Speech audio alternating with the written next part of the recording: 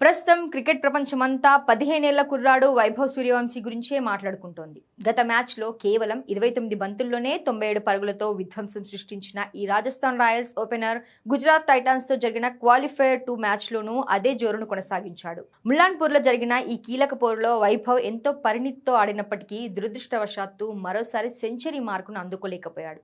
కేవలం 47 బంతుల్లో 96 పరుగులు చేసి సెంచరీకి అడుగు దూరంలో ఉండగా కగిసో రబడా బౌలింగ్లో అవుట్ అయ్యాడు. ఇక ఈ అద్భుత ఇన్నింగ్స్ ద్వారా వైభవ్ సూర్యవంశీ క్రికెట్ దిగ్గజాల రికార్డులను బద్దలు కొట్టాడు.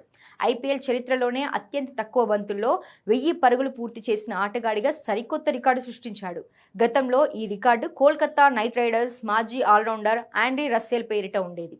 రస్సెల్ 566 బంతుల్లో ఈ మైలురాయిని అందుకుంటే వైభవ్ దాన్ని కేవలం 440 బంతుల్లోనే అధిగమించి రస్సెల్ రికార్డును బద్దలు కొట్టాడు. ఐపీఎల్ అరంగేట్రం చేసినప్పటి నుంచి వైభవ్ ఒక సునామీలా దూసుకుపోతూ ఒకదాని తర్వాత ఒకటిగా రికార్డులన్నింటినీ తన పేరిట లిఖించుకుంటున్నాడు. గత మ్యాచ్లోనే ఒకే ఐపీఎల్ సీజన్లో అత్యధిక సిక్సర్లు కొట్టిన క్రిస్ గేల్ రికార్డును దాటేసి ఈ వండర్ కిడ్ తాజా మ్యాచ్తో ఐపీఎల్ చరిత్రలోనే ఒకే సీజన్లో 500 కంటే ఎక్కువ పరుగులు చేసిన తొలి క్రికెటర్గా చరిత్ర సృష్టించాడు.